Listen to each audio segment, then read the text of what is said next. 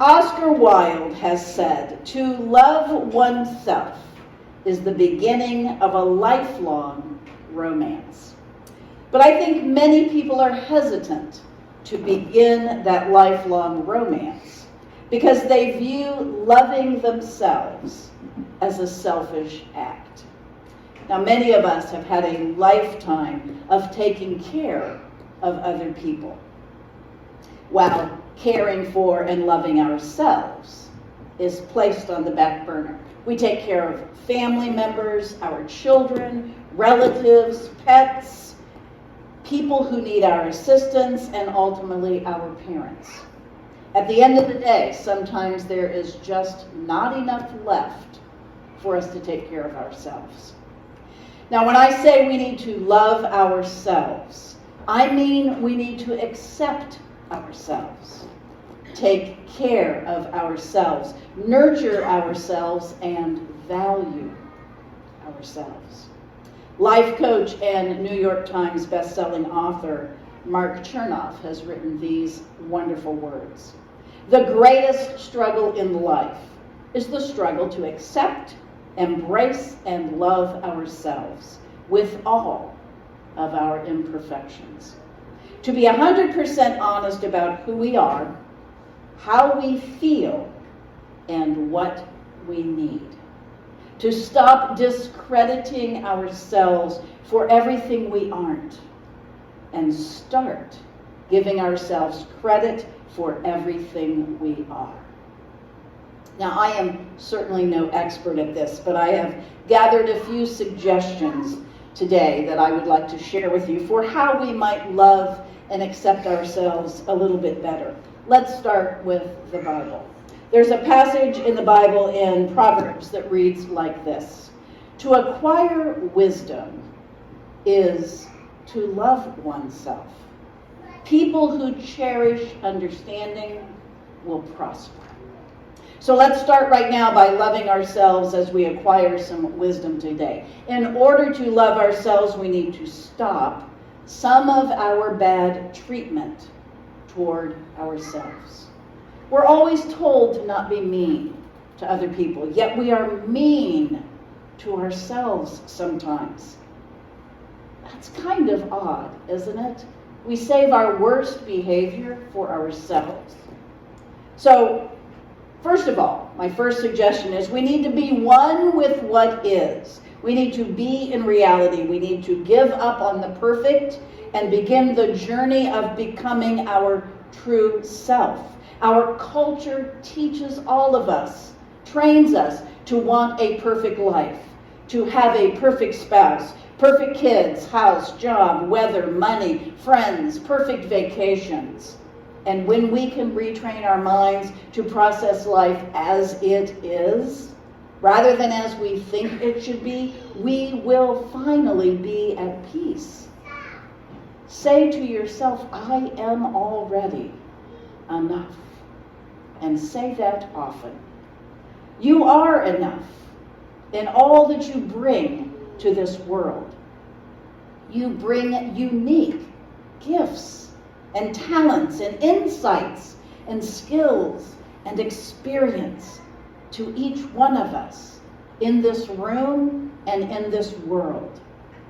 Know that you are worthy. You are worthy and you are deserving of good things. You deserve to be happy. You deserve joy. You deserve fun. You deserve nice people to be around you. You deserve good experiences in your life.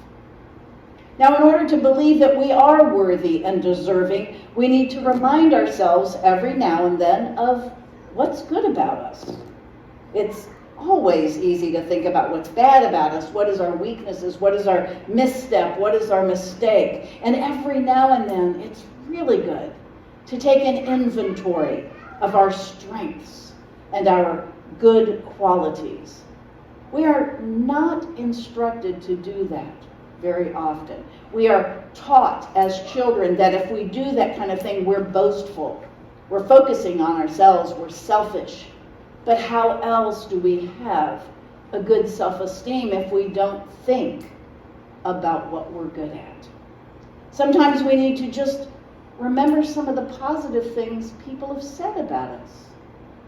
Blessings that people have given us with their words.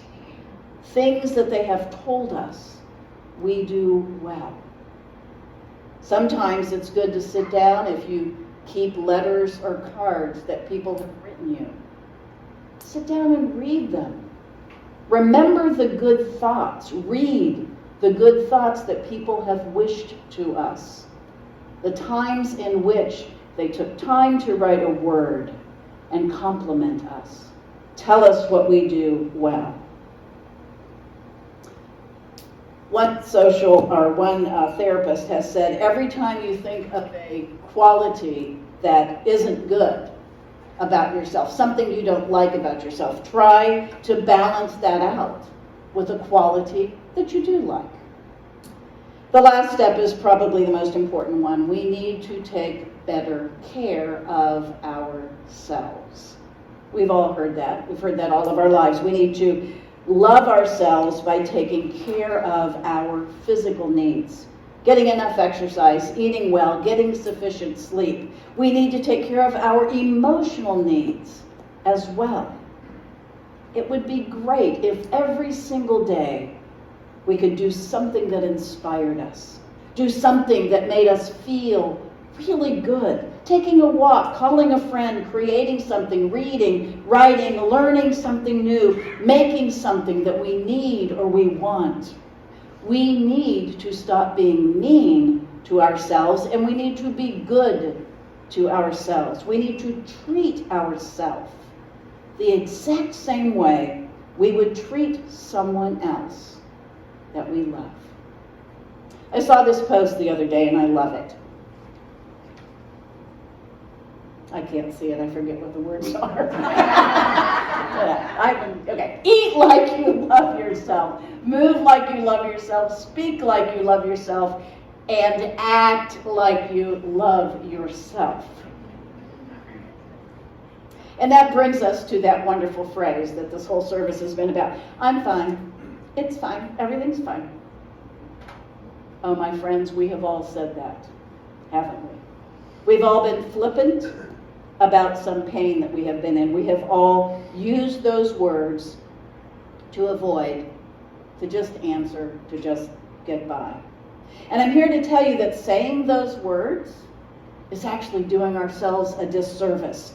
Because when we say those words and we don't mean them, we are avoiding. We are in denial. We are denying our true feelings and our true experiences. And we are hoping to convince ourselves, perhaps, and anybody listening, that everything really is okay, it's fine, it's okay, fine.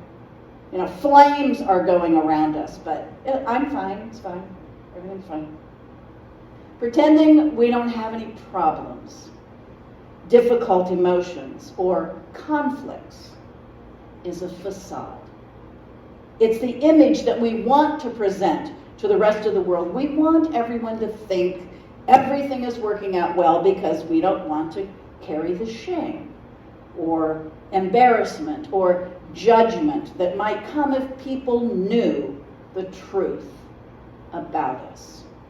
I had a good friend one time who cautiously began a friendship with me. She goes, I didn't know how much to let you know who I really was because I was afraid once you really got to know the real me, you wouldn't like me. I think we all feel like that at certain times. If you get to really know me, you're not going to like me. If people know that we are struggling, that something in our life is unmanageable, that our loved ones are troubled, that our lives are not perfect, we fear what they will do.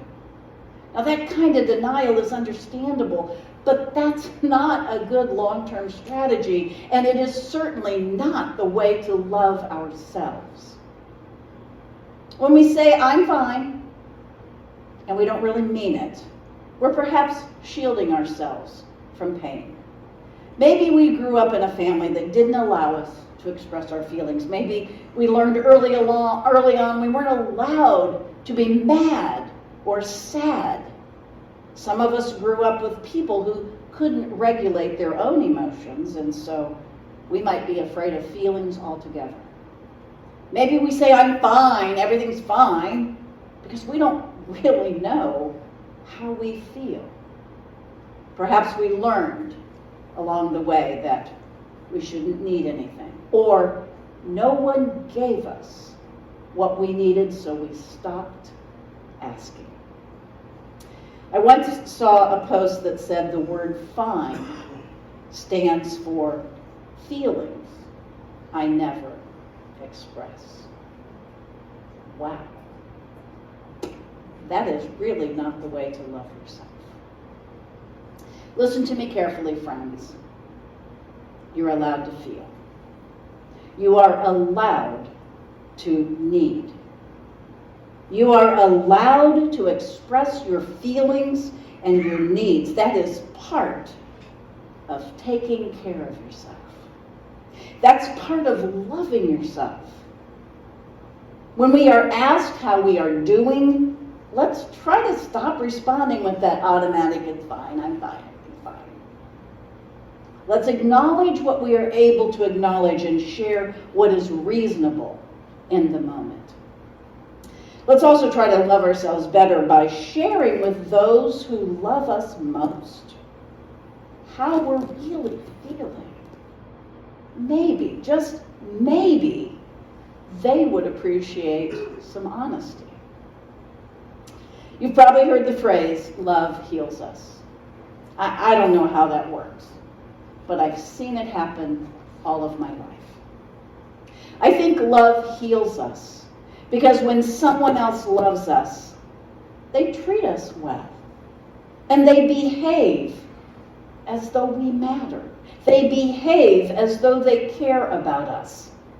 And so then we begin to slowly believe that we aren't worthless. We do have value. Ideally, that happens in our family of origin, but it doesn't always. And when it doesn't happen, we are often less likely to love and accept ourselves, or to be willing to accept love that others offer to us. According to Dr. Gail Brenner, we need to develop something called a love mindset, particularly for that prospect of loving ourselves. She describes the love mindset this way. A love mindset is a state of mind where you can experience love for yourself and others, regardless of outside circumstances, regardless of how your family of origin behave, regardless of how that person treated you. When we develop a love mindset, we move past the damage done to us in childhood. When we develop a love mindset, we work on accepting all of the available love that's out there for us. The love of God, the love of friends, the love of family members, the love and the support from our relationships of inspiration. Instead of rejecting that available love, we choose to take that love into our souls and we let it heal us. You are worthy, my friends. You are enough. You have always been enough. Love heals us. And in that healing, we begin to love ourselves. Amen.